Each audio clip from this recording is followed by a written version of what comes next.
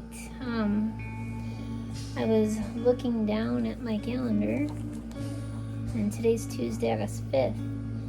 Can't believe tomorrow's Wednesday already. So here is my Wednesday update for Wednesday, August 6th, 2025. For those of you who don't know me, my name is Jennifer Engel. I've been on hospice for 8 months now due to breast cancer. The three things that I generally face are pain, nausea, and shortness of breath. Those are the three things I'm working on. I think this week it's actually going to be fairly short and simple video. For once, I don't have a ton to say. I did do an update, I believe it was Monday, with a lot longer something to say. So I am just going to do an update today and then ask for a Facebook request. Because one of the things that I talked about last time is using Facebook to ask for help too.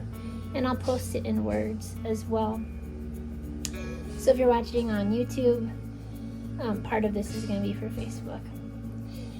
Alright, so today I did have a nurse checkup. So I used to just have them once a week, and now I have them twice a week, on Tuesday and Friday. And my blood pressure is really good. Everything is pretty good. One of the things that I've said time and time again is that if I follow my little notebook, I do pretty well. If I don't follow my notebook, I don't do so well. So when it comes to pain, again, a lot of that is tied into eating for me. So I'm going to kind of go through a schedule in a little bit, and I'll show you why. So if I eat right and I do things okay and I stay on top of my medication, like religiously, and in fact, that's one of the things that the hospice nurses have told me that I've done really well, and that they actually really appreciate that I'm prepared and that I do take notes, because it really helps them. So if I do that, it depends. My pain level fluctuates. If I follow my notebook and eat right, my pain level is pretty low. It's more like just kind of annoying or dull or there. And maybe the biggest thing for me is the tightness of the chest. That is something that I am noticing increasing when I talk a lot, when I move around a lot. I'm still able to kind of get around the house a little bit. One of the things I found really helpful is tailbone pillows. I would show you one, but I'm sitting on it. I lost my butt. I have no butt. So I have like this big tailbone sticking out, and it was starting to hurt.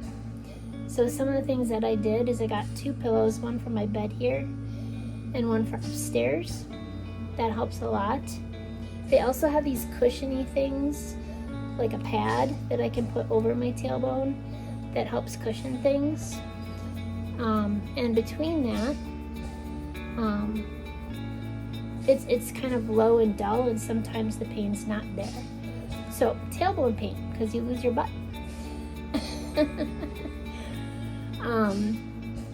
Let's see. In regard to nausea, same thing. I tell people I'm turning into a mugwai. I can only eat after a certain time, and I can only eat certain things. Although I can get wet, and I won't turn into a gremlin. I only turn into a gremlin. I don't really turn into a gremlin. But I only experience pain and inflammation when I don't follow through on my part of the care plan. The shortness of breath, I would say, is the thing that I sometimes struggle with the most. So I am nebulizing 2 to 4 times a day with an average on 3. I'm obviously on oxygen pretty much 24/7. I do take it off once in a while. And I do stay pretty homebound now. I do have a plan to try to get out once or twice, maybe coming up soon. Summer's going to be very hard. I can't really go outside if it's hot or humid. And hospice is working on getting me a more portable oxygen thing that I can carry around, because right now the only thing I have is, it reminds me of the people who make air balloon animals. It's a big tank, and that's more for like if the electricity goes out in the house. So they're gonna try to find me a smaller one. I did also get a little walker thing, so that if I need to get out of the house, I can sit down. But for the most part, to be honest, I kind of like to be homebound a little bit, because this is where all my comfort is. So I don't really get out much. The other thing that they did find is, or I found, and they're monitoring it, is sometimes the cancer can manifest outside your body. It doesn't just stay inside your body.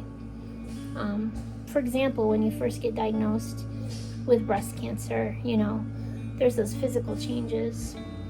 So one of the things that I'm finding, and in some aspects I'm really lucky, is like I'm having bumps on my head. It's like a big one right here. I think I found like 4 maybe, or 5. 3 that to me are kind of prominent. But I had the nurses look at them. As long as there's no pain or itching, it's pretty solid. It's not moving around. I did see that with my cat. Like she got like a bump on her face when she was getting older. So in some aspects I'm lucky, because it's all under my hairline. So even if it grows a little bit, you're not going to see it. So there's that. They are monitoring that, but it's not anything to be afraid of or anything like that. So that's the major update. Nothing big has changed. The other thing that we're doing is we are using Facebook to ask for help. I reached out to a dear friend today. The other thing I'm doing really quickly is I am working on my greeting cards. That's one thing that I do at night, because one of the things that I said is, and I'll kind of talk about my schedule in a minute, I generally will nap from like 3 to like 7 or 8.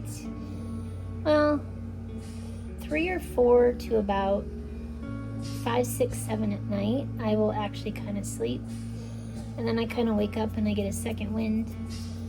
And I found I was getting a little bored at night. You can only watch so much TV, you know what I'm saying? Check so much social media.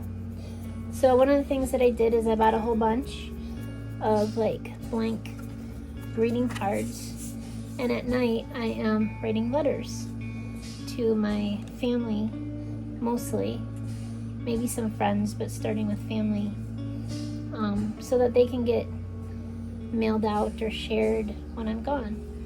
So that's how I'm fighting boredom. And I'm going to do a shout out to the Keller staff and to the art teacher, Mr. Polanco, who I used some of his artwork as an inspiration. Again, they gave me this book filled with all these beautiful messages in it, and I used this book as kind of like a little table and some inspiration for my greeting cards. So thank you for that. Okay, so the second part is sorry, well, there goes my earbud. This right one doesn't really want to stay in very well. So one of the things my husband and I are talking about is, he told me that on Saturday, the 16th of August, he would like to go to this convention thing that he bought tickets to a long time ago. And so if there's anyone out there on Saturday, August 16th, who's willing to hang out with me while he does that, you can either contact me directly if you know me, and if you know me, then you know my contact information. and just say, hey, message me. I'm willing to hang out with you. And it would probably be afternoon, and rather more than a visit, it would be what I'm going to call a caretaker visit. So I am going to be reaching out to a couple people for the morning that I might need specifically. But for the afternoon, what that might look like is someone might come over around, let's say, 12:30 or 1 p.m., probably like around noon, and then hang out with me as long as he wants to go to that convention. And that information is coming up. He still needs to look into that.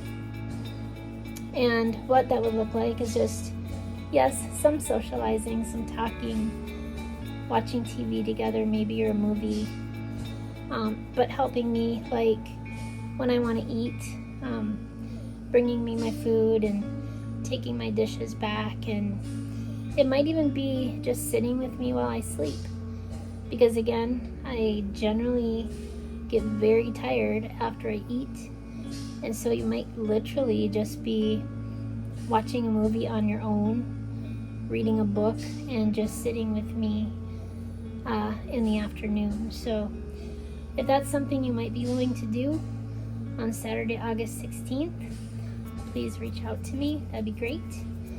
The other thing that I reached out to, like, a dear friend today, and she's like a cook. So for example, if you're willing to make like a batch of soup, or a meal or something that my family can eat, but especially soups for me that they can just kind of heat up, that would be great.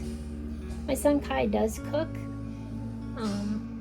but sometimes it might be nice for him to have little meals that he could also heat up, because he does work too. So if that's something you're willing to do, maybe reach out and message, and I'll kind of set up maybe a schedule. Like maybe we could just do it once a week, like on the weekend or whenever it works for you. So again, if that's something you're willing to do, just either private message me or comment, and I will reach out and set that up with you. The main one though would be Saturday, August 16th, in the possible afternoon or evening, and more information to come on that. We're still looking into the times. Anyway, that's my update. If you have any questions about hospice, about how I'm doing, anything, go ahead and ask. I am an open book, as many people know, and I'm willing to do that. Thank you, and I will see you either next Wednesday or before.